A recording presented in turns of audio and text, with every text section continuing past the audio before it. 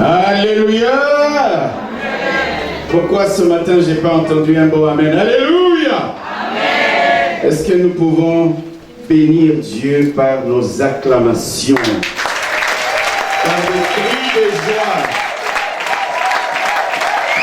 Parce qu'il est Dieu, il est Dieu, il est Dieu. Restons-nous. Alléluia, Seigneur notre Dieu. Seigneur notre Dieu, nous voulons bénir ton nom ce matin. Nous voulons te louer et t'exalter. Nous voulons te magnifier, Seigneur. Nous voulons dire que tu es le Dieu de toute éternité et de toute gloire. Merci Jésus de nous avoir réunis en ta maison. Merci pour ces instants de ta parole. Nous disposons notre Père éternel, notre Dieu, pour recevoir ta parole, pour être instruit, corrigé par ta parole. Te demandons de nous bénir et de nous sanctifier. Ta parole est la vérité. Nous prions au nom de Jésus. Amen. Amen. Alléluia. Amen. Nous pouvons reprendre nos places. Je voudrais nous demander de saluer une personne ou deux qui sont juste à côté de vous pour leur souhaiter un bon dimanche, pour leur souhaiter un bon culte à chacun d'entre vous.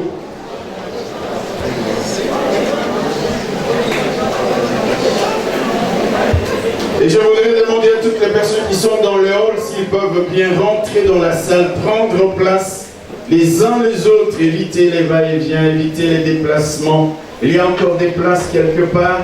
Si vous voulez rentrer, s'il vous plaît, vous qui êtes dans le hall, venez rapidement, donne-leur une place. Pour que nous ne soyons pas distraits ni perturbés. C'est un dimanche avec Sainte Seine. Alléluia. Mais nous voulons d'abord écouter la parole du Seigneur. Je vais vous demander que lorsque nous sommes à l'église, que nous avons fini le temps de nous saluer les uns les autres, nous réalisons que nous sommes dans la présence même de notre Dieu. Que toute notre attention se porte vers lui, vers sa parole. Nous ouvrons nos cœurs. Vous savez, mes bien-aimés frères et sœurs, écouter la parole, c'est une chose, mais la recevoir dans son cœur, c'est une autre. Il y a des gens qui viennent écouter la parole d'une manière intellectuelle, je dirais. Il faut ouvrir son cœur. Il faut s'attendre à ce que Dieu place dans mon cœur quelque chose qui me soit bénéfique pour ma vie, pour ma relation avec lui, pour ma foi, pour ma marche. Il faut que l'enfant de Dieu ouvre son cœur totalement à Dieu, qu'il s'attende à la parole. Alléluia. Et que, j'aime les anglophones parfois, parce que quand ils reçoivent la parole, ils expriment la joie. Ça doit être ainsi, mes bien-aimés frères et sœurs. Quand nous recevons la parole, nous exprimons notre joie. Nous manifestons que réellement, cette parole a pris place dans nos cœurs et dans nos vies. Alléluia. Je voudrais nous inviter à prendre nos Bibles et à les ouvrir dans le deuxième livre de Rois. Livre de Rois. Deuxième livre des Rois. Nous ferons la première lecture dans 2 Rois au chapitre 6 et nous continuerons avec le chapitre 7. 2 Rois, chapitre 6, si nos amis de l'audiovisuel sont vraiment rapides, pour chaque fois envoyer un texte rapidement, ce serait merveilleux.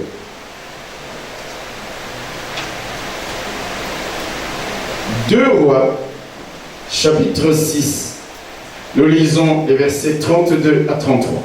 C'est un texte que nous connaissons, je n'ai pas voulu faire une longue lecture. La Bible nous dit donc ceci.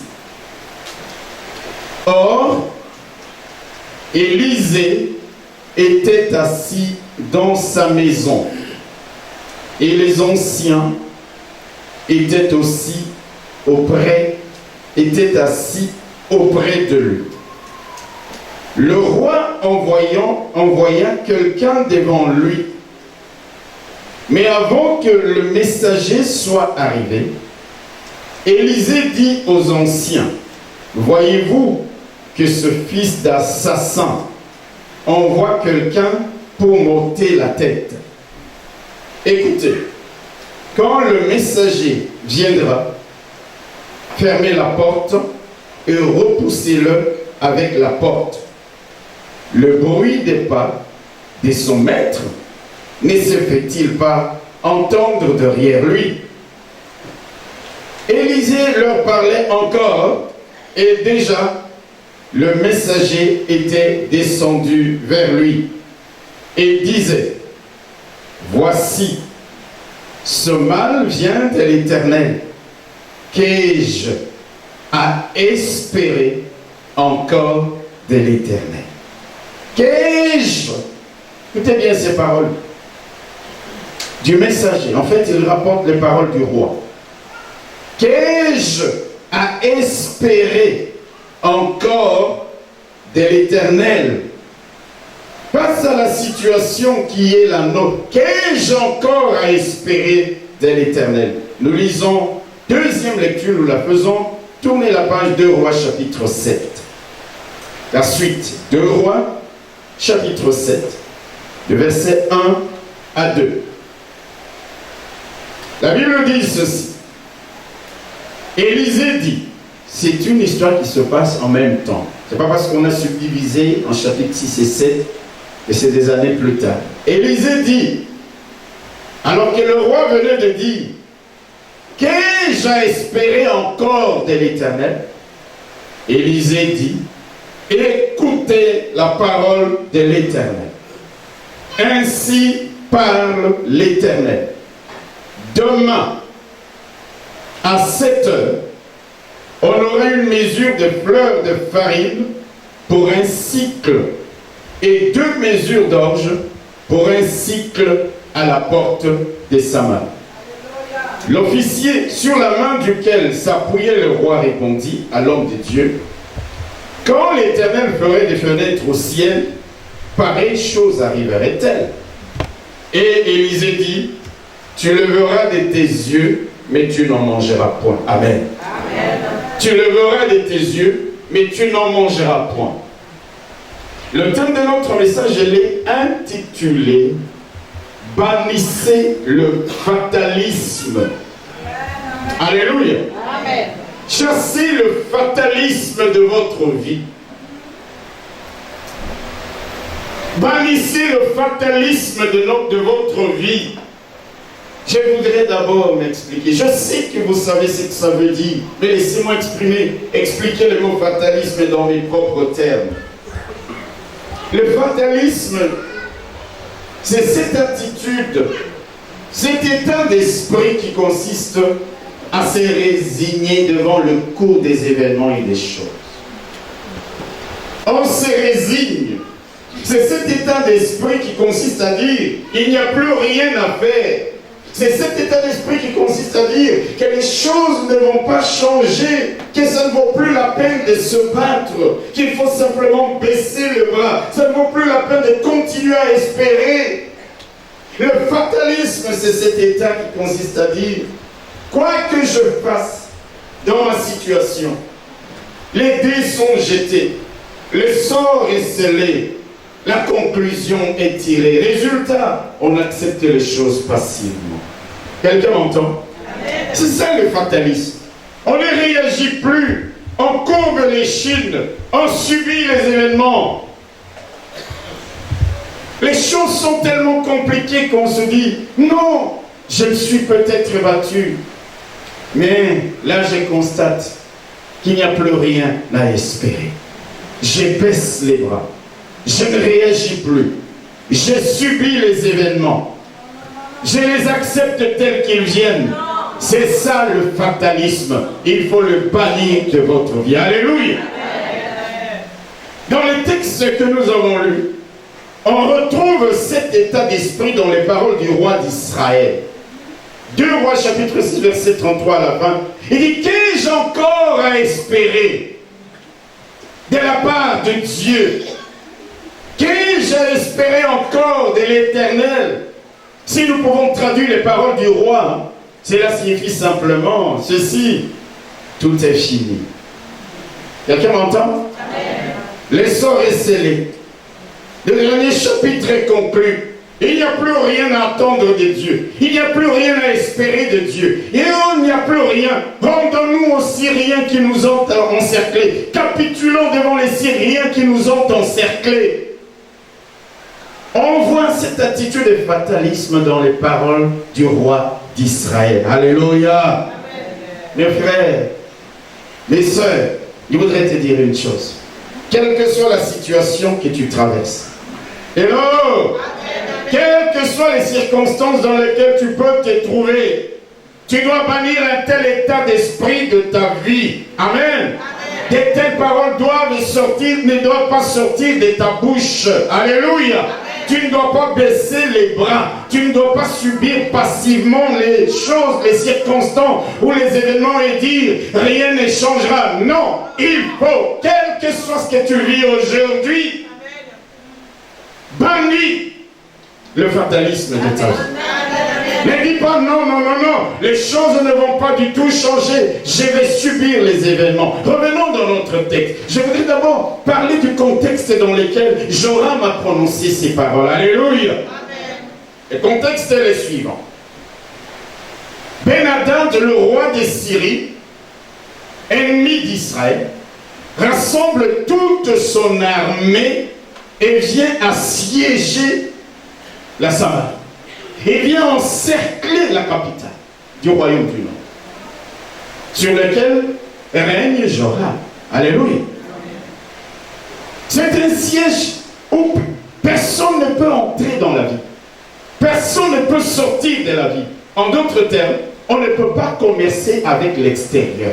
On ne peut ni exporter, ni importer, ni les biens, ni la nourriture, ni quoi que ce soit. Résultat, le pays est asphyxié et le pays va connaître une grande famine. Quelqu'un m'entend? Il y a une grande famille dans le pays. La nourriture va manquer.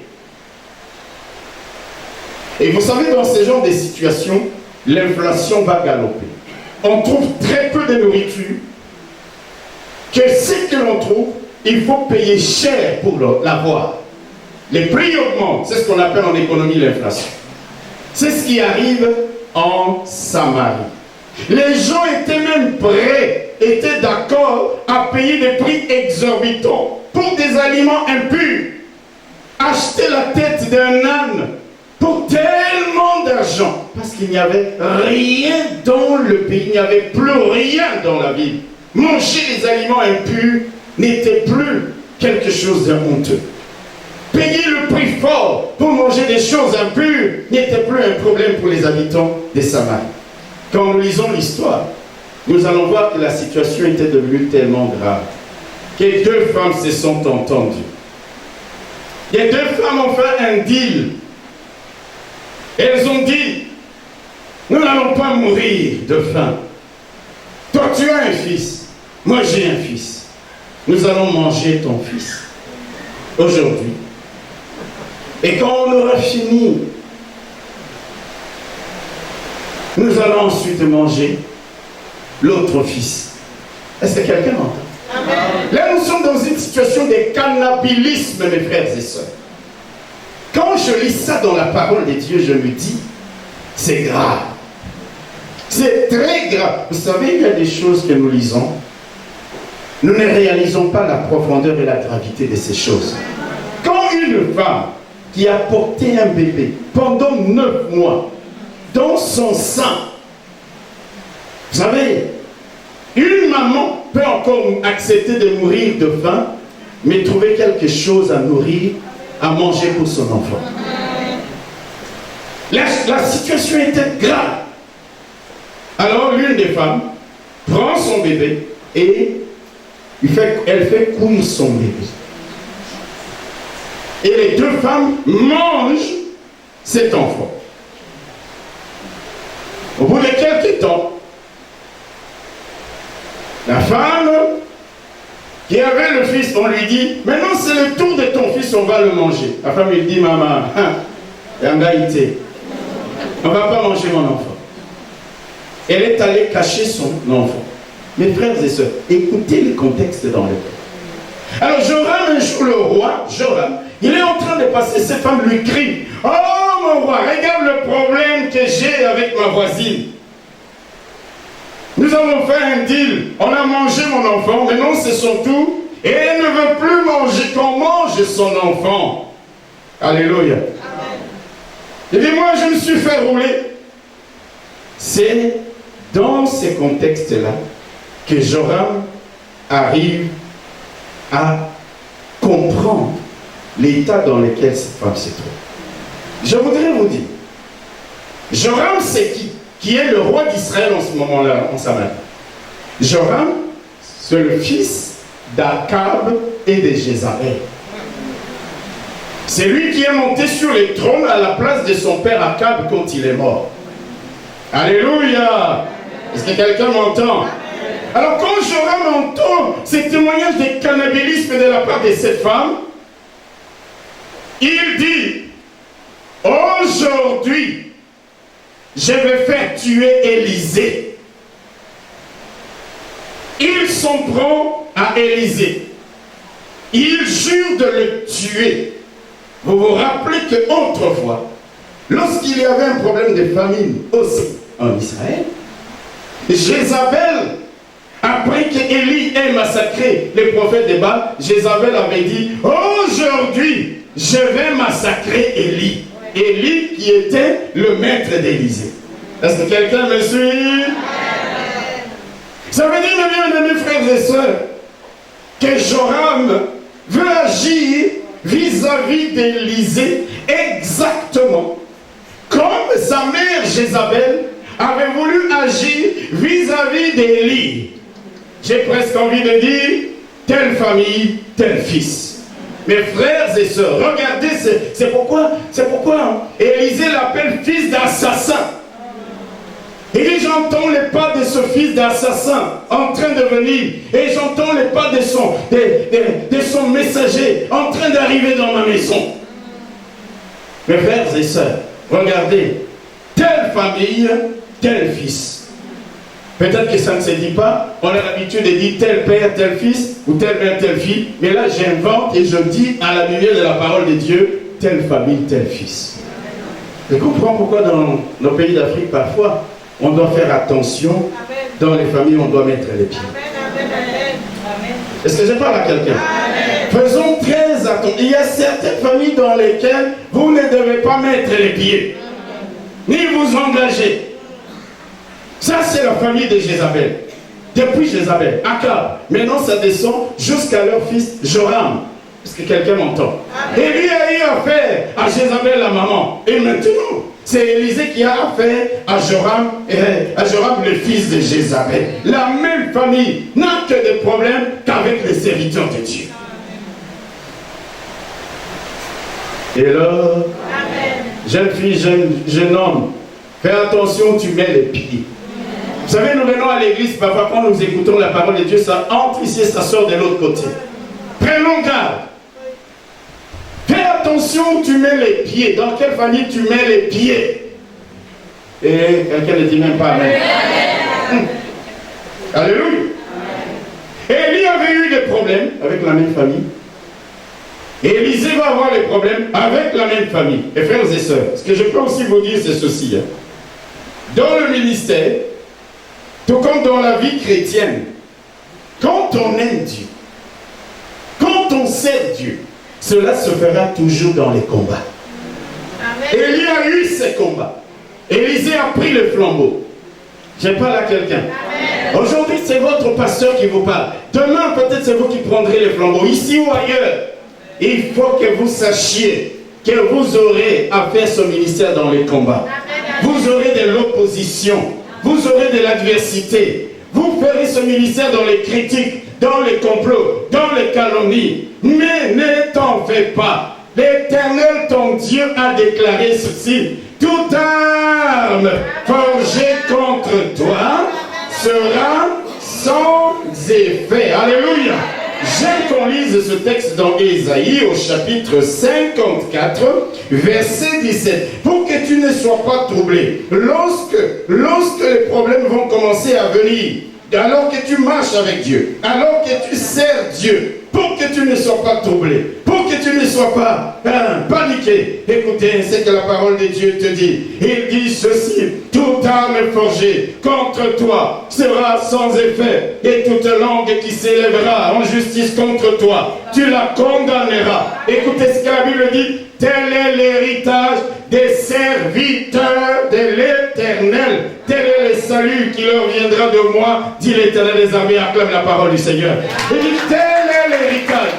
J'ai entendu beaucoup de gens souvent dire, oh, toute âme est forgée contre moi. Oui, mais est-ce que tu es serviteur de l'Éternel? Amen. Parce que la Bible dit, tel est l'héritage des serviteurs de l'Éternel.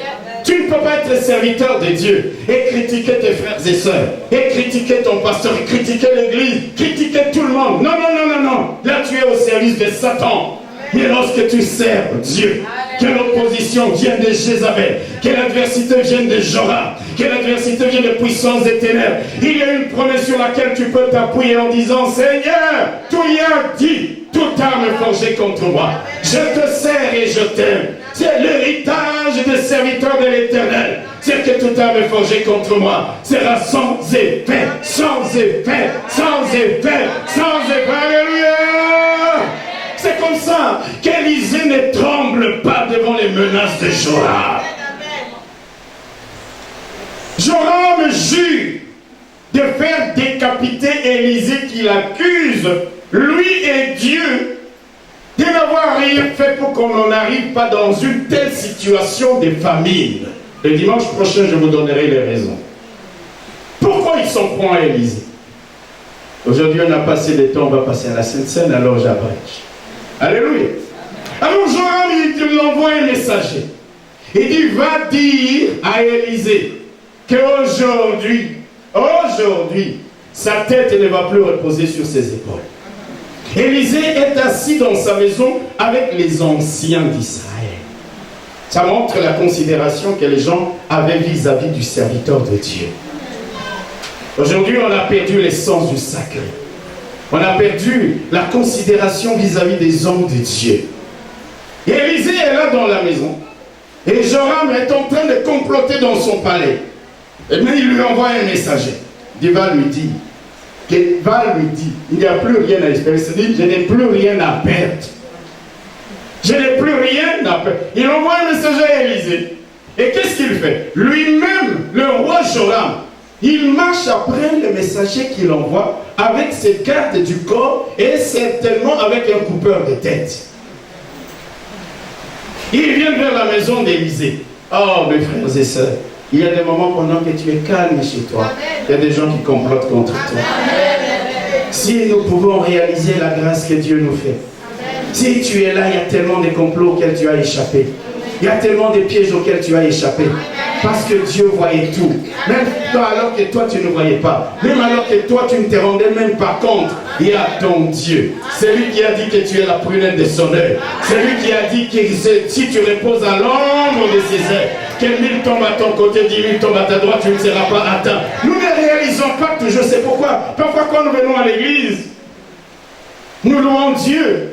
Comme si c'était quelqu'un de banal. Nous louons Dieu comme si c'était quelque chose de simple. Si nous réalisions les bontés de Dieu, les grâces de Dieu, les complots auxquels on a échappé, les accidents auxquels il nous a fait échapper, lorsque nous nous retrouvons les dimanches, laissez-moi vous dire que quelqu'un qui est conscient de toutes ces choses, il sautera pour louer Dieu, il dansera pour louer Dieu, il louera Dieu de toutes les formes, parce qu'il sait, alléluia, c'est que c'est Dieu est à faire ou est en train de faire pour lui. Élisée est chez lui à la maison. Mais Joram est en train de faire des complots. Et il marche. Mais l'homme de Dieu, en connexion avec Dieu, quand tu es en connexion avec Dieu, oui, Dieu ne te révélera pas toutes choses, mais Dieu te révélera certaines choses. Dieu lui révèle que voilà, il y a un messager qui est en train de venir chez toi. Et derrière lui, il y a Joram lui-même, avec ses officiers, avec ses gardes du corps. Et moi, j'ajoute avec des coupeurs de tête.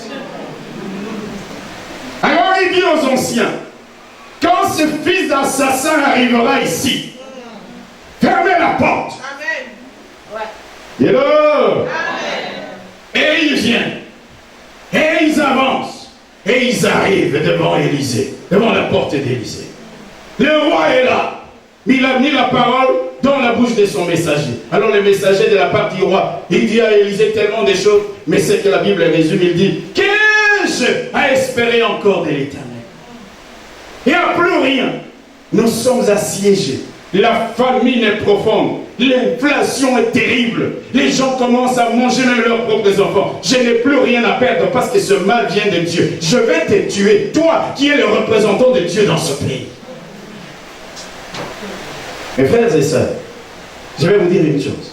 Quand vous êtes enfant de Dieu, vous devez réaliser ce que vous êtes. Amen. Si vous êtes ministre de ce monde, le gouvernement changera, vous pouvez être limogé. Mais quand vous êtes serviteur de Dieu, quand vous êtes enfant de Dieu, marchant avec Dieu, c'est pour la vie. Les gouvernements changeront, mais toi tu resteras. Les présidents changeront, mais toi tu resteras. C'est pourquoi tu dois te prendre au sérieux et comprendre, alléluia, qui tu es. Alors, l'homme, le messager d'Akab, il dit à Élisée, qu'est-ce encore à espérer de la part de l'Éternel ton Dieu? Je n'ai plus rien à perdre. Aujourd'hui, vous vous rappelez mes frères et sœurs, je reviendrai sur ça le dimanche prochain. Lorsque Jézabel avait envoyé un message à Élie, nous l'avons dit à la veillée, Élie a dû fuir, n'est-ce pas? Il a parcouru 360 km jusqu'à Beersheba pour ne pas être dans la juridiction qui relevait d'Akab. Mais là, Élisée ne panique pas, Élisée ne tremble pas, Élisée ne fuit pas. Je vous dirai, alléluia. Le messager lui dit, qu'ai-je encore à espérer de la part de l'Éternel? Élisée le regarde. Alléluia. Alléluia.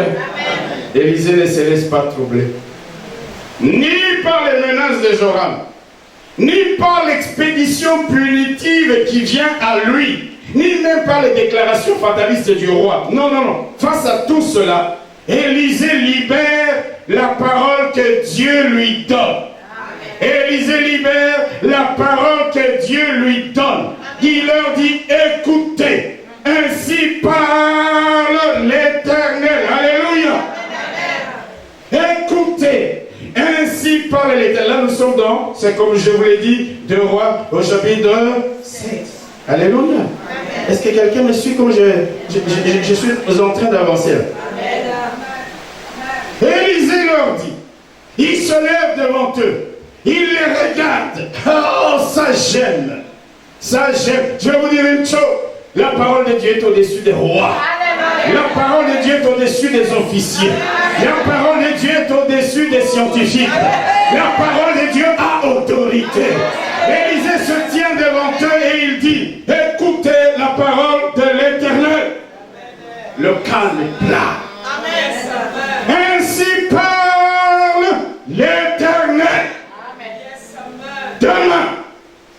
Demain, dans 24 heures, on aura une mesure de fleur de farine pour un cycle et des mesures d'orge pour un cycle à la porte de Samarie. Alléluia. Amen. Ça veut dire que Élisée leur dit, demain, il y aura à manger pour tout le monde. Amen. Demain, l'inflation sera jugulée. Amen. Demain, la crise sera résorbée. Alléluia. Ils venaient avec des coupeurs de tête. Mais là, Élisée va les arrêter net avec la parole de Dieu. Non, vous n'avez pas bien compris.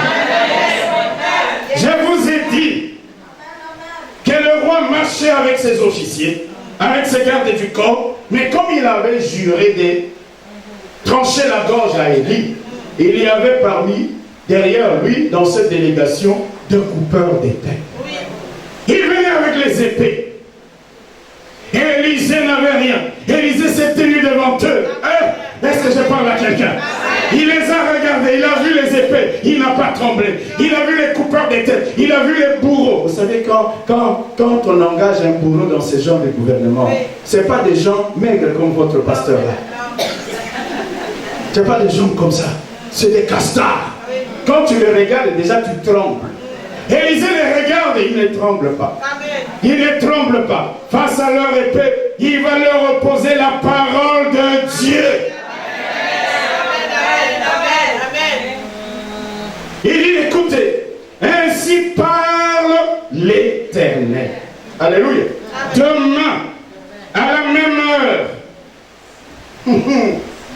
il y aura à manger pour tout le monde. Ici dans la ville de Samarie. L'officier numéro 1 du roi Joram, il ne croit pas à cela. Il ne le croit pas. Il a été à l'académie royale. Il a étudié l'économie. Il a étudié les sciences commerciales. Il regarde Élisée et il dit, mais c'est bien quelque chose qui ne va pas dans sa tête. C'est pourquoi il dit, la Bible dit, l'officier sur la main duquel s'appuyait le roi répondit à Élisée, à l'homme de Dieu, en disant, hé, quand l'Éternel fera des fenêtres au ciel, pareille chose arrivera. Il doute de la parole. Alors Élisée le regarde et lui dit, tu le verras de tes propres yeux, mais tu n'en mangeras pas. Et c'est ce qui est arrivé. C'est ce qui est arrivé. Au bout de 24 heures, lisez la suite, nous y reviendrons un jour. Les lépreux sont entrés dans les camps des Syriens. Il y a eu la nourriture. L'officier, mes frères et sœurs, quand les gens revenaient, il a été piétiné, même par des personnes qui n'auraient jamais pu l'approcher en temps normal. Il y a un moment, lorsque tu ne crois pas dans la parole de Dieu, même des simples chiens vont lécher ton sang. Lorsque tu ne crois pas dans la parole de Dieu, même les gens qui ne pouvaient même pas s'approcher de toi viendront comme ça, marcher au-dessus de toi. Est-ce que j'ai parlé à quelqu'un? Face à ces gens, Élisée va opposer la parole de Dieu. Mes frères, je voudrais tirer quelques enseignements. Qu'est-ce que je viens de vous dire? Parce que là, j'ai parlé du contexte. Le premier enseignement, je me dis, Seigneur, si la femme qui avait fait cuire son fils avait attendu quelques heures ou quelques jours, est-ce que quelqu'un m'entend? Si elle avait attendu quelques heures ou quelques jours seulement, son fils ne serait pas passé au feu. Et elle-même ne serait jamais devenue une cannibale. Mes frères et sœurs, faisons très attention dans les moments de crise, dans les moments de difficultés, dans les moments de pression, sachant attendre la solution de Dieu. Ne nous précipitons pas dans des raccourcis humains. Ne nous précipitons pas dans des solutions faciles, dans des réponses hâtives, dans des réactions charnelles, hasardeuses, anti-bibliques, anti-volonté de Dieu. Attends plutôt que de te fabriquer ta propre solution. Attends en silence la solution de Dieu, parce qu'elle est meilleure et elle sera toujours meilleure. Pourquoi tu te précipites et tu vas en catastrophe alors qu'il ne te suffit que d'être un tout petit peu patient, parce que ton Dieu est en train de venir. Je veux dire à quelqu'un, la solution de Dieu est déjà décidée. La solution de Dieu est déjà arrêtée, parce qu'il ne peut pas oublier son peuple. Alors, il y a une pression sur ta vie. Les circonstances, parfois peut-être les gens se moquent de toi, ils te disent tellement de choses que tu es tenté à prendre des raccourcis, que tu es tenté à te fabriquer des solutions humaines. Je suis venu te dire de la part de Dieu, attends la solution de Dieu parce qu'elle sera meilleure. Il aurait fallu qu'elle attende simplement quelques jours. Il aurait fallu qu'elle attende simplement quelques heures. Mes frères et sœurs, alléluia. Attends le temps de Dieu. Dis à ton voisin, attends le temps de Dieu.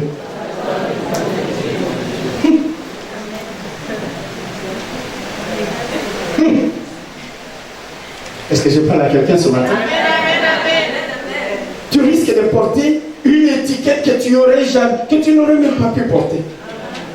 Comment cette femme maintenant pouvait dans Samarie se promener? Tout le monde pouvait la pointer des doigts en disant avec raison. Pour dire voilà la cannibale.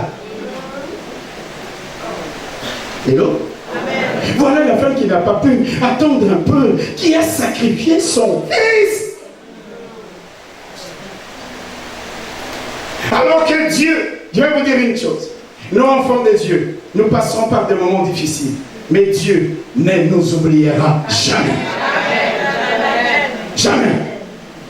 Jamais. Même quand nous traversons la vallée de l'ombre de la mort, il nous en fera sortir. Quand nous passons par les eaux ne nous submergeront pas. Quand nous passons par le feu, les eaux, le feu, ce n'est pas simplement le feu qui brûle, ce sont les épreuves, ce sont les combats, ce sont les difficultés. L'Éternel, ton Dieu, t'en fera sortir. C'est pourquoi au milieu de toute la pression que tu es en train de subir maintenant, ne commence pas par te fabriquer des solutions humaines. Ne commence pas par prendre des raccourcis. Attends le temps de Dieu. Parce qu'il y a une solution qui est déjà préconisée dans l'agenda de Dieu.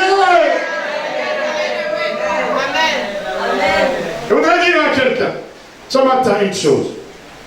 Les choses sont peut-être difficiles, les conditions, les circonstances, je les répète, dans lesquelles tu te trouves, sont peut-être oppressantes. Elles semblent exiger une réponse rapide. Rapide, n'est-ce pas? Amen. Parfois parce que tu te compares à d'autres. Et tu veux toi aussi vite arriver à ça. Fais attention. Amen. Hello? Amen. Tu risques de tuer précipitamment ton bébé. Amen.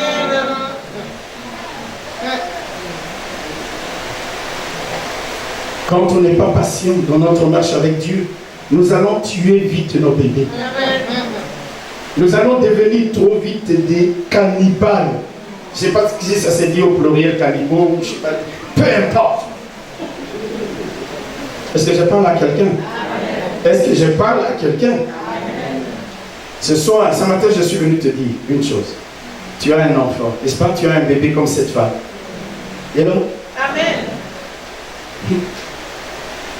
Fais attention à ne pas les tuer précipitamment.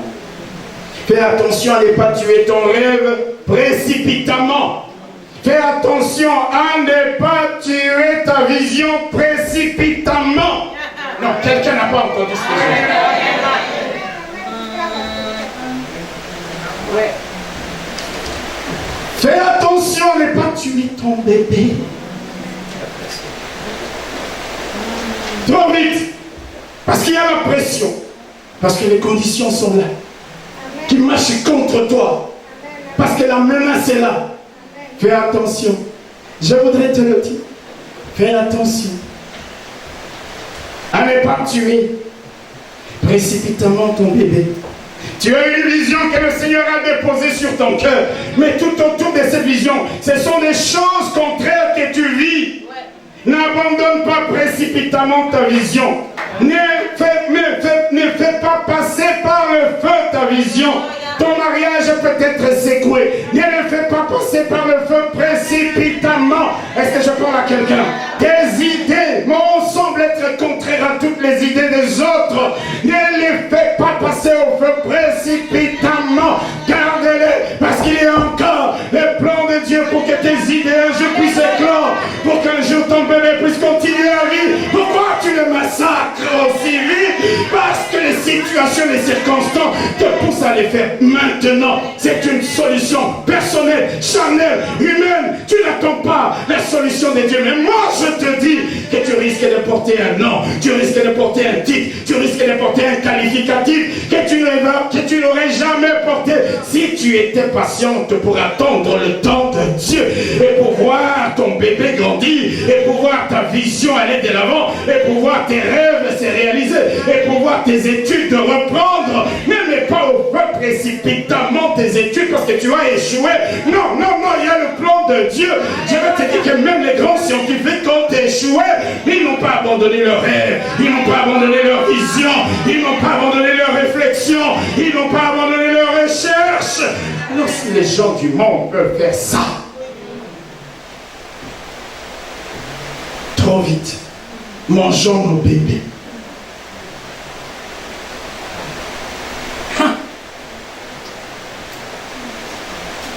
Quelqu'un peut dire Amen. Amen. Quelqu'un peut dire encore Amen. Amen. Alléluia. Amen. Ne tue pas précipitamment ton bébé. Amen. Amen. Ne détruis pas précipitamment ton foyer. Amen. Parce qu'aujourd'hui vous êtes embrouillés. Dieu a un plan. Amen. Amen. Ah, pourquoi ici on ne me dit pas Amen? Est-ce que quelqu'un peut dire Amen? Amen.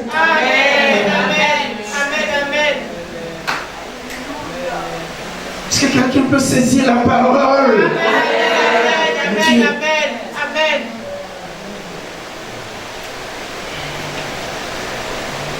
Si cette femme avait attendu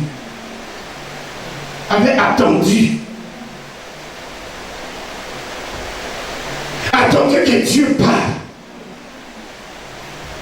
Frère, attends que Dieu parle. Amen. Concernant ta situation. Les circonstances parlent, oui. Joram parle, oui. Les messagers de Joram parlent, oui. Les bourreaux de Joram parlent, oui. Mais attends que Dieu parle.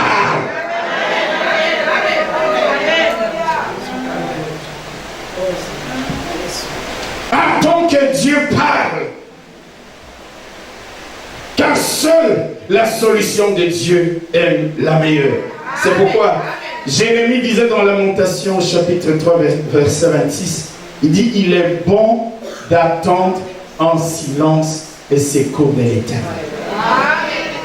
Il dit il est bon d'attendre en silence. Quand on dit les secours, ça veut dire tu es dans la mélasse, tu es dans les problèmes, tu es dans les difficultés. L'esprit, ton esprit humain te dit fais ça, fais ça, fais ça, fais ça. Oui, je ne dis pas que nous ne devons pas nous débrouiller, non. Mais il y a de ces solutions là-dedans, tu vois que c'est anti-volonté de Dieu. Ne récoute pas ça. Dis il est bon donc d'attendre en silence les secours de l'Éternel. Alléluia.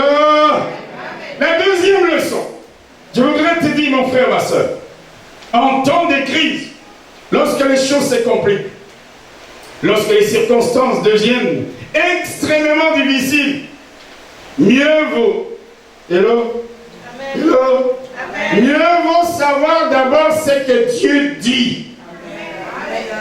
Les médecins ont dit, tu ne vivras pas. Très bien, tu as fait ta science. Les scientifiques ont dit, tu ne vivras pas. Très bien, tu as dit selon la science. Mais moi, je vais d'abord dire, Seigneur, qu'est-ce que toi tu dis? Vous vous rappelez de la femme de la tsunami? Son bébé est mort. Et elle a laissé son bébé à la maison. Et alors, elle a dit, les circonstances attestent que mon bébé est mort. Je l'ai vu mourir. Mais moi, je vais d'abord aller vers l'homme de Dieu. Pour lui dire, mais qu'est-ce que ton Dieu dit? Qu'est-ce que ton Dieu dit? Chaque fois que tu es dans une crise, hello? Amen. Chaque fois que tu es dans une difficulté, que tu es pressé de tous côtés, la première des choses, c'est de dire, Seigneur, qu'est-ce que tu dis? Qu'est-ce que tu dis? Qu'est-ce que tu dis? D'abord, c'est que Dieu dit. C'est comme ça que vous voyez dans Genèse. On dit, au commencement était quoi? Tout doit commencer par la parole de qui? Du premier ministre des Belges? Au commencement était la parole de qui? De Dieu. Ça veut dire, tout ce que vous pouvez me dire, même si c'est bon, ok, même si c'est prouvé scientifiquement, il y a d'abord ce qui a été d'abord. Il y a d'abord ce qui a été au commencement. Ah, est-ce que quelqu'un comprend ce que je dis? Vous pouvez avoir dit des choses sur ma vie, sur mon avenir, sur mes enfants, sur mon ministère. Et sur ma condition, mon état. Mais vous n'avez jamais été au commencement. Il y a quelqu'un qui était au commencement, qui était avant toi. Et pourquoi je voudrais savoir d'abord, c'est que ce Dieu-là dit. C'est que ce Dieu-là dit. Regardez, la Bible nous dit dans Genèse 1, la terre était informe et vide, n'est-ce pas? Il y avait les chaos, il y avait les vides, il y avait les ténèbres. Même Dieu ne s'est pas troublé par ça. La Bible dit, Dieu libéra sa parole. Que la lumière soit et la lumière fut. Que l'ordre soit et l'ordre vint. Lorsque la parole de Dieu est proclamée, lorsque tu te réfères à Dieu, même là où il y a les circonstances les plus difficiles, même là où il y a les chaos, même là où il y a les ténèbres, même là où il y a les vides, la parole peut faire venir la lumière, peut faire venir le miracle, peut faire venir la solution. C'est pourquoi ne te laisse pas troubler par les savants, les érudits, les scientifiques. Oui, je ne dis pas que nous devons les négliger, je n'ai pas dit ça moi-même, j'en suis un. Mais je voudrais simplement te dire, réfère-toi aussi à Dieu. Qu'est-ce que tu dis?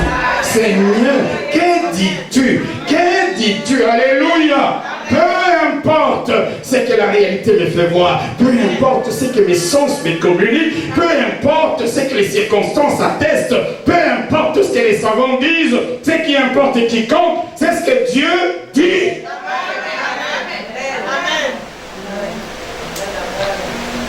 Et quand Dieu aura dit, il faut que tu fasses très attention. Écoute-moi bien. Quand Dieu aura dit, quand Dieu aura parlé, il faut que tu fasses très attention. Tu peux être béni ou maudit. Pourquoi? Si tu crois dans ce que Dieu dit, tu seras béni. Amen. Si tu ne crois pas, tu es maudit. Et c'est pourquoi Élisa dit, toi tu ne crois pas dans ce que Dieu a dit, mais la malédiction est sur toi. Comment peux-tu faire Dieu menteur? Est-ce que quelqu'un saisit ça?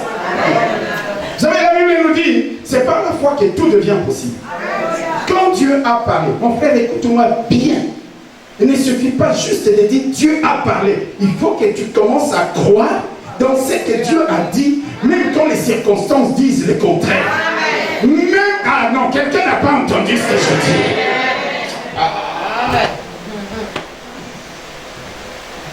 Tu commences à croire dans ce que Dieu a dit. Dieu a dit, je t'ai guéri. Tu te lèves le matin, mais tu as des courbatures et des douleurs de partout. Je parle à quelqu'un. Amen. Et Dieu t'a dit, je t'ai guéri. Alors tu sais ce que tu dois dire. Tu dis à ton corps, je suis guéri. Courbature, toutes ces douleurs-là, Dieu a dit, je suis guéri. Quand tu parles comme ça, la parole que tu prononces va dans ton âme. L'âme commence à prospérer au travers de la parole de Dieu. Et quand ton âme prospère, tu es en bonne santé. Ah, quelqu'un n'a pas compris ce que je dis. Vous savez pourquoi? Vous savez pourquoi souvent il y a cette contradiction? Vous savez, la Bible dit, je souhaite que tu prospères à tous égards. C'est-à-dire, la prospérité, il y a des gens qui ont pris la prospérité simplement pour le fait d'avoir de l'argent. Non, non, non, non. À tous égards, tu prospères matériellement, tu prospères dans la santé, tu prospères spirituellement. Mais tout ça n'est possible que si l'état de ton âme prospère. L'âme prospère comment? Au travers de la parole de Dieu.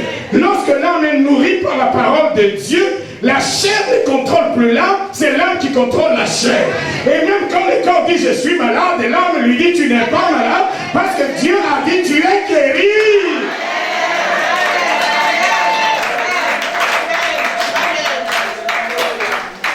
La parole. Est-ce que je parle à quelqu'un? Amen. Et quand Dieu aura parlé, j'insiste, il faut que tu crois. Amen. Tu n'as pas à te poser des questions du genre, comment cela va se passer? Dieu va-t-il ouvrir les fenêtres? Tu n'as rien à te poser comme question. Dieu lui-même sait ce qu'il fera. L'évangéliste Moody a dit, si vous croyez aux promesses de Dieu, vous devez renoncer définitivement à poser la question comment est-ce possible. Crois seulement. Si tu ne crois pas, tu ne verras rien. Et puis, tu risques de subir le sort de l'officier du roi. Élisée lui a dit, tu verras la bénédiction du peuple de tes yeux, mais tu n'en mangeras pas. Amen. Vous savez ce qui est arrivé? On l'a piétiné. Mes frères et sœurs, vous blaguez avec un garde du corps. En temps normal, nous ici, tu vois un garde du corps de nos chefs d'État, tu recules. Mais là, il avait douté de la parole de Dieu. Même des gens qui n'auraient jamais été à côté de lui ont marché sur lui. Il a vu la bénédiction et il n'en a pas profité. Quand Dieu parle, crois. Dis à moi Amen. Amen. Quand Dieu parle, crois dans ce qu'il dit. Alléluia. Amen. Alléluia. Amen. Alléluia. Amen. Je l'ai dit, troisième leçon. Qu'est-ce qui a stoppé Joram dans l'exécution de ses desseins malveillants? Sans besoin. Il a dit, aujourd'hui, Élisée, à moins que je ne sois pas roi ici à Samarie, ta tête ne va plus reposer sur tes épaules. Est-ce que quelqu'un me suit? Amen. Moi, j'ai dit que si j'avais été à la place d'Élisée, et que j'avais entendu le messager venir, fuite. Mais je vous expliquerai pourquoi il n'a pas fait. Ah, Seigneur, mes frères et sœurs, il y a des moments où je regarde, je lis la Bible et je dis, mon Dieu, donne-moi de grandir jusqu'à ce niveau-là. Donne-moi d'être là. Élisée voit Joram avec ses gardes du corps et ses bourreaux. Alléluia. Amen. Il ne tremble pas. Qu'est-ce qui a fait que Joram soit stoppé avec toute sa délégation? La parole qu'Élisée a libérée. Quelqu'un m'entend? Amen. La parole. Alléluia. Amen. La parole de Dieu. Il a dit, écoutez. Ainsi parle l'Éternel. Mon frère, ma soeur, tu n'auras peut-être pas Joram qui viendra devant toi. Je vais te dire, écoute-moi bien. Tu sais, l'ennemi n'a pas changé les méthodes. Il utilise toujours les mêmes vieilles techniques. Il va venir au-devant de toi pour mettre dans ton cœur la peur. Qu'est-ce qui va stopper l'ennemi qui vient et qui veut mettre la peur en toi? La parole de Dieu. Dis-lui, je ne panique pas, parce que l'Éternel ne m'a pas donné un esprit de timidité. Là, mon frère, ma soeur, c'est qui? Comment faire face? Alléluia. Aux pensées négatives qui commencent à s'installer dans ton esprit, aux pensées de suicide. Oh, tu es attaqué par ces choses. Il y a quelque chose pour les stopper. C'est la parole de Dieu. Il te dit, tu vas mourir et tu t'élèves et tu dis, non, je ne mourrai pas, je vivrai parce que je dois raconter les œuvres de l'éternité. Lorsque la maladie vient et te dit, aujourd'hui tu vas mourir, tu lui dis, non, stop, il est écrit qu'il a porté nos maladies. Il s'est chargé de nos douleurs. Par ses meurtrissures, je déclare que mon corps reçoit la guérison. Lorsque l'ennemi viendra, est-ce que je parle à quelqu'un avec? Oh, les démons vont t'attaquer la nuit. Ils viennent pour t'attaquer. Tu ne dois pas paniquer. Il y a la parole. Il est écrit. Voici les miracles qui accompagneront ceux qui auront cru. À mon nom, ils chasseront les démons. Et vos puissances et ténèbres, je vous ordonne dans le nom de Jésus qui vit en moi, qui est pour moi, qui est en moi. Je vous ordonne de sortir de ma vie, de sortir de la vie de cette maison. Au nom de Jésus-Christ, il n'y a que la parole de Dieu qui va stopper.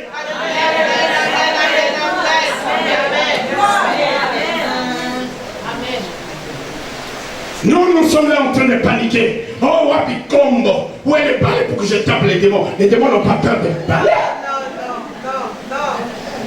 Oh, il faut mettre une bassine d'eau devant la porte. Les démons ne viendront pas. Les démons quittent l'Afrique, vont en Amérique en traversant l'Atlantique, en traversant les océans. Seulement ta bassine d'eau là va leur faire peur. Non, c'est la parole de Dieu qui va les stopper.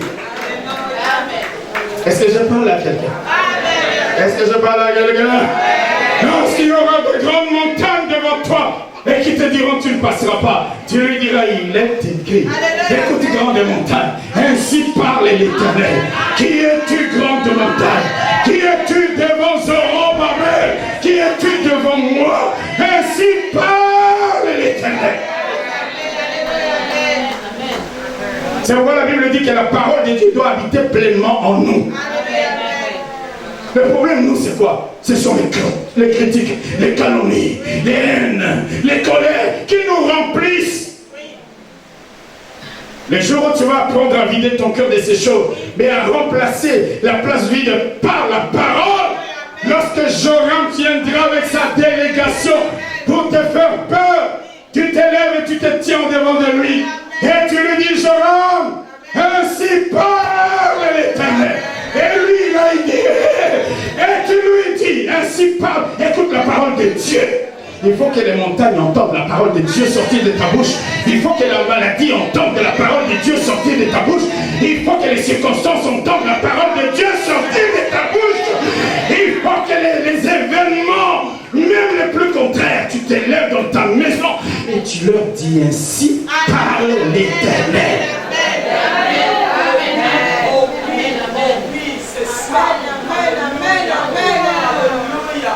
Alléluia.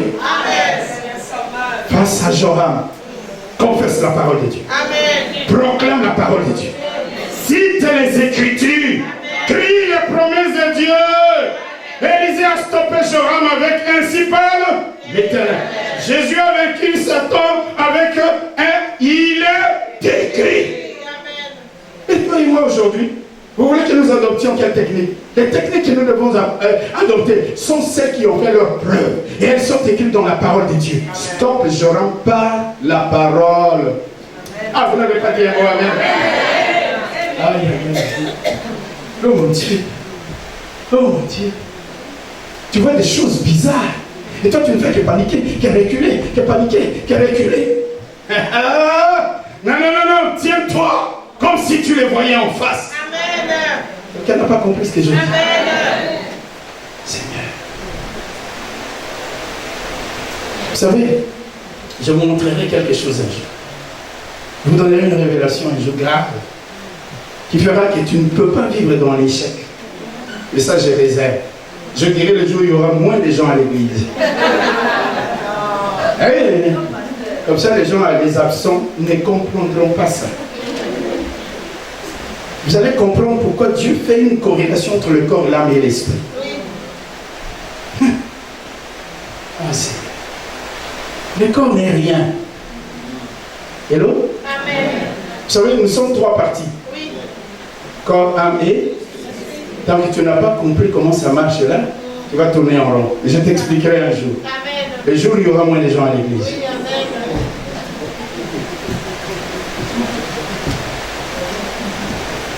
Il y a quelqu'un qui va sortir et dire, est-ce que ça c'est un bon pasteur? Oui, je suis un bon. Hello. Joram, il vient avec toute son délégation, déterminé à faire tomber la tête d'Élisée. Élisée se lève et dit, écoutez la parole de l'Éternel. Ainsi par l'Éternel. Il donne la parole de Dieu. Tout le monde part. Et le jour d'après, c'est que Dieu a dit est arrivé. Frères et sœurs, quand tu vas commencer à proclamer la parole de Dieu, fais bien attention, observe. Tu vas voir, au lieu de réagir chaque fois dans la chair, tu blagues avec moi, je vais te cogner. Non, c'est pas ça. Tu proclames la parole. Tu pries en fonction de la parole. Et là, il y a des prières que j'ai apprises à faire. Il y a des prières que je ne peux plus faire en priant avec la parole parce que c'est grave. Vous savez que dans certains psaumes, la Bible dit que leurs épouses deviennent des veuves. Que leurs enfants deviennent des orphelins. Parce qu'ils n'auront pas aimé la paix, que le trouble s'attache à eux. Frères et sœurs, il y a des moments où j'ai peur de faire ce genre de prières. C'est la parole. Il n'entend pas de bons amen. Non, Seigneur de gloire. Élisée a proclamé la parole. Joram s'est arrêté avec toute sa délégation. Satan, Jésus lui a dit, il est écrit. Et c'est comme ça que Jésus a vaincu l'ennemi. Alléluia. Amen. Je voudrais te dire la même chose. La Bible dit que la parole de Dieu est puissante. La parole de Dieu est vivante. La parole de Dieu est efficace. Elle est plus tranchante qu'une épée quelconque à deux tranchants, pénétrante jusqu'à séparer moelles et jointures, âme et esprit. La parole de Dieu est puissante. Face à Joram, proclame la parole. La nuit, face au cauchemar, tu te lèves, tu proclames la parole. Tu dis au cauchemar, vous n'avez pas de place dans ma maison. Je me couche, je m'endors. Il est écrit dans la parole. Je me couche et je m'endors. Car l'Éternel veille sur moi. Et tu t'endors.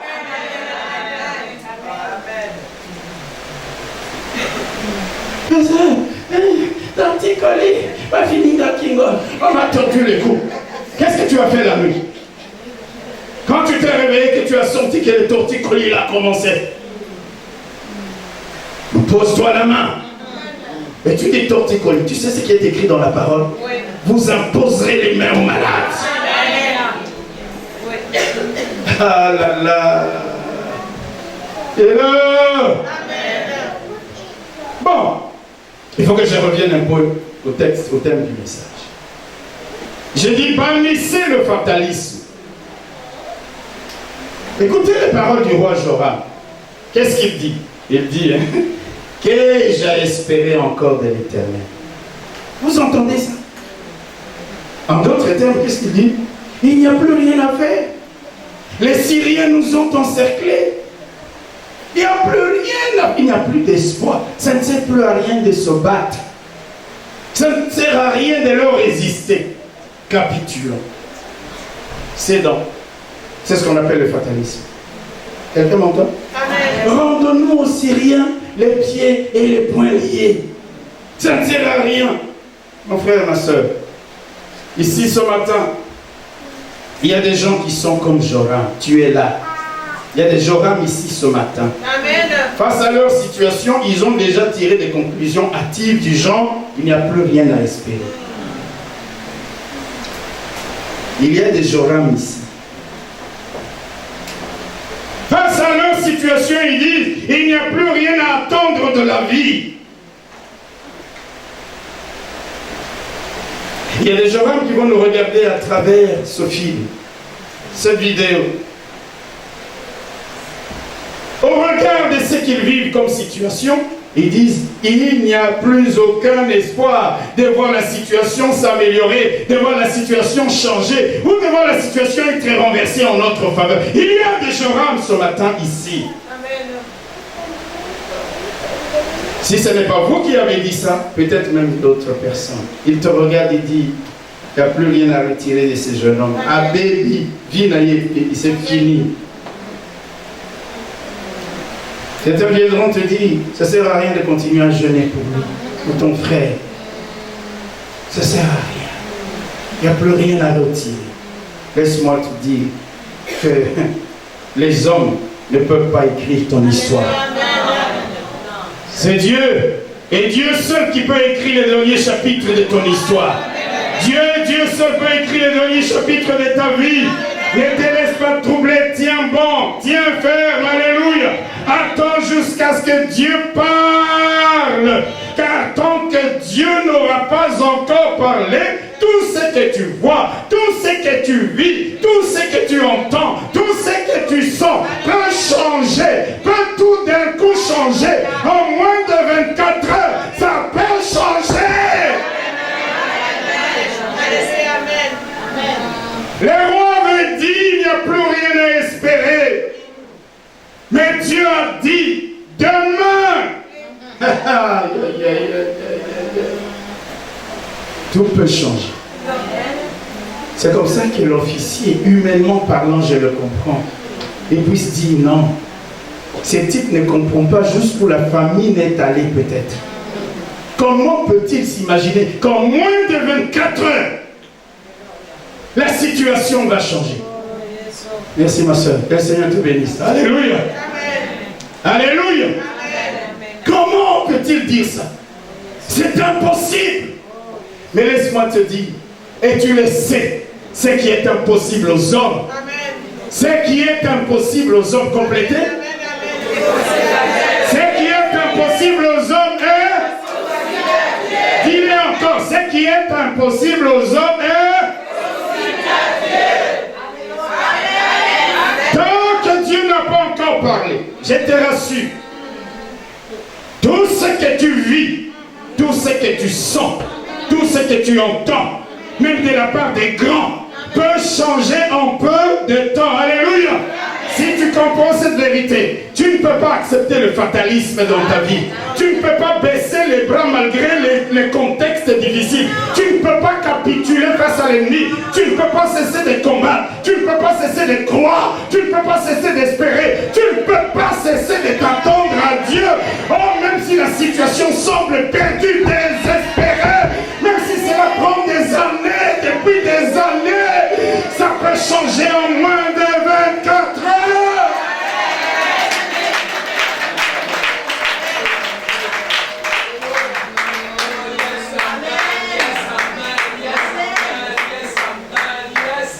Il a dit demain. Non, je vis chaque jour de ma vie dans l'espérance. Je vis dans l'espérance. Tant que je vis, il y a de l'espérance. Tant que je vis, il y a de l'espoir. C'est pourquoi chaque jour, je me lève et je dis, voici la journée que le Seigneur a faite. Qu'elle soit pour moi un jour de miracles, un jour de renouveau, un jour de ces changements que j'attends depuis des années. Et je crois, et je crois. Et je vais te dire une chose, je le verrai et j'en profiterai. Ce n'est pas que je verrai sans en profiter, mais je vivrai longtemps, je le verrai et j'en jouirai. Parce que c'est comme ça. Je parle à quelqu'un. Est-ce que je parle à quelqu'un? Alléluia. Joram a dit, il n'y a plus rien à espérer. Et il dit, ah, c'était méchant, fils d'assassin. Et il dit, il n'y a plus rien à espérer encore de l'éternel. Moi, ma Bible me dit, tout ce qui vit, tant qu'on vit, il y a de l'espérance. Et même un chien vivant vaut mieux qu'un lion mort. Parce qu'un chien qui vit encore, on peut l'adopter au palais royal. Mais quand un lion est mort, malgré son statut, c'est fini, il est mort. Alors tant que tu dis, yeah. Bannis le fatalisme de ta vie. Refuse le fatalisme. Même si tu es réduit à l'extrémité, même si tu es pressé de toute manière, même si tu es accablé de tous côtés, ne capitule pas face à l'ennemi, ne raisonne pas comme Joram qui disait tout est fichu, il n'y a plus rien à espérer même de Dieu. Je vous donne un texte et je termine. Écoutez ce que l'apôtre Paul dit. 2 Corinthiens, chapitre 4. Alléluia. Est-ce que quelqu'un reçoit la parole ce matin? 2 Corinthiens, chapitre 4. Et nous lirons le verset. Bon, on va d'abord prendre le verset 8 et 9. L'apôtre Paul dit ceci. Ah, j'aime beaucoup. J'aime ça. Oh mon Dieu, comment vous ne pouvez pas ne pas aimer ça? Amen. C'est tellement bon. Écoutez ce qu'il dit. Il dit, nous sommes pressés de toute manière. Quelqu'un entend ça? Nous sommes pressés. De toute manière. Mais non abandonnés. Il dit, nous sommes abattus. Mais non perdus. Amen. Quelqu'un entend ça? Amen. Nous sommes pressés de toute manière, mais non réduits à l'extrémité. Dans la détresse, mais non dans le désespoir. Persécutés, mais non abandonnés. Abattus, mais non perdus. Ah! Est-ce que quelqu'un comprend? Regardez ce qu'il dit. Regardez les termes qu'il utilise. Pressés de toutes parts. Persécutés. Et abattu, etc. Mais chaque fois qu'il cite un mot, il dit mais non. Amen. Mais non. Amen. Le mais non entre eux suppose. Nous ne sommes pas réduits jusqu'à l'extrémité malgré le fait que nous sommes pressés de toutes parts. Parce que nous avons encore Dieu. Parce qu'il y a encore mon Dieu. Non, quelqu'un n'a pas compris ça. Aïe, aïe, aïe, aïe, aïe, aïe. Oh, je vous donne des révélations, vous êtes calme comme ça. Oh là là là. Seigneur de gloire. Chaque fois il y a un mais non. Hello? Amen. Quel que soit ce qui lui arrive, Paul dit à chaque fois, mais non. Pourquoi mais non? Parce qu'il refuse de rester à terre. Amen. Il dit, tapez-moi. Boum. Boum. Amen. Boum. Je tombe. Mais non. Mais non. Mais non. Mais non. Et je donne des coups à l'ennemi. Pressé de toutes parts. Même quand je mettrai un genou à terre, il y aura un mais non. Parce que dans toutes ces choses, la Bible déclare que Dieu n'aura plus que tu me mettras à terre. Mais avant qu'on ait compte 10, je serai déjà debout. Quand le Seigneur était dans la tombe, Satan a dit, je compterai jusqu'à 10. 1, 2, 3e jour. Même là où les démons étaient, ils ont senti le tremblement de terre. Le tremblement de terre. Jamais ils ne pouvaient compter jusqu'au bout. Pressés de toutes parts. Mais non réduit à l'extrémité. Alors je ne veux pas capituler. Je ne veux pas désespérer. Parce que mon Dieu est là. Parce qu'il est au contrôle. Parce qu'il peut changer la situation en ma faveur en peu de temps. Alléluia. Est-ce que quelqu'un comprend ça? Et puis écoutez ce qu'il dit encore dans le même texte de 2 Corinthiens chapitre 4. Mais nous lisons les versets 18 et 19. Écoutez ce qu'il dit. Ah là là là.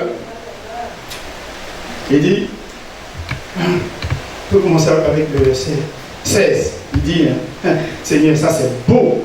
Il dit, c'est pourquoi nous ne perdons pas courage. Et lors même que notre homme extérieur s'est détruit, et là, notre homme intérieur se renouvelle de jour en jour. Car les légères afflictions, les difficultés du moment produisent pour moi, au contraire, au lieu de m'abattre, ça produit pour moi un poids de gloire éternelle. Parce que moi, je ne regarde pas aux choses visibles. Les choses visibles sont passagères, mais je regarde aux choses invisibles. Alléluia! Alléluia! Alors, mon frère, ma soeur, je voudrais te dire, oh, ne perds pas courage. Les choses visibles sont passagères. Tout ce que nous voyons vivant peut changer. Dieu peut le changer à tout moment, comme ce fut ce jour-là en sa main. 24 heures plus tard, je prie que cela t'arrive aussi. Je prie que toi aussi, Dieu contredise les circonstances. Dieu contredise la réalité dans laquelle tu te trouves. Dieu contredise les apparences. Dieu contredise les paroles, les prédictions, les pronostics, les verdicts des sages, des puissants, des rois, des scientifiques. Comme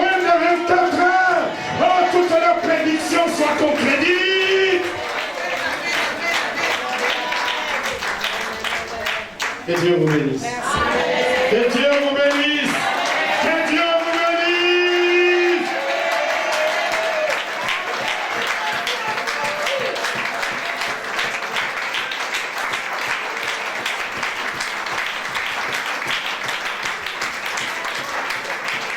Lèvons-nous, lèvons-nous, lèvons-nous.